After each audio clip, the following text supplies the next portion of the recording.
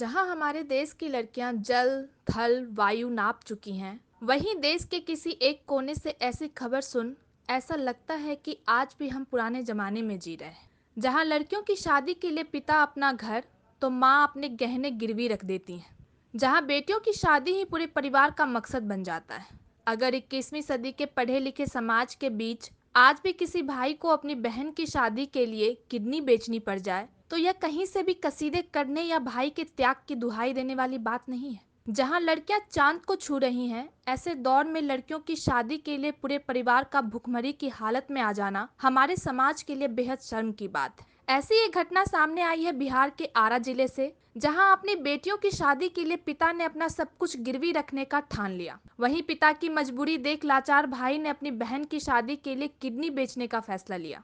और इस घटना का पता चलने के बाद पूरा गांव उनकी मदद के लिए आगे आया। हर घर से पैसे इकट्ठे कर उन दोनों बहनों की धूमधाम से शादी की गई। खबरों के मुताबिक भोजपुर के रहने वाले रामदेव महतो अपनी पत्नी, 5 बेटियों और एक बेटे के साथ गरीबी का एक समय काट रहे थे। पूरे परिवार का खर्च रामदेव और उनका बेटा ओम प्रकाश मजदूरी करके चला रहे थे। इसी बीच पिता ने अपनी दोनों बेटियों राधिका और राजकुमारी की शादी एक संपन्न परिवार में तय कर दी।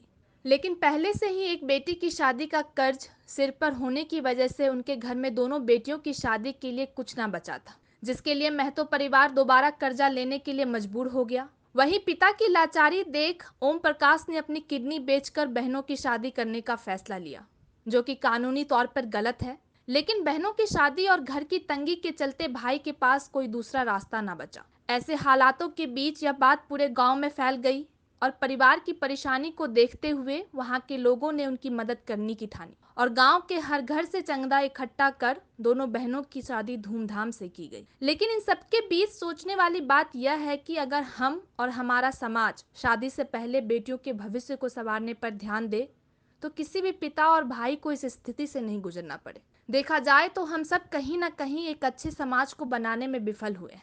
समाज सिर्फ बेटियों के हाथ पीले करने के बजाय एकजुट होकर उनके हाथों में मेहंदी की जगह कलम और किताबें थमाए, तो वह इस काबिल बन जाएंगी कि किसी भी पिता या भाई को उनकी शादी के लिए इस हद तक मजबूर नहीं होना पड़ेगा।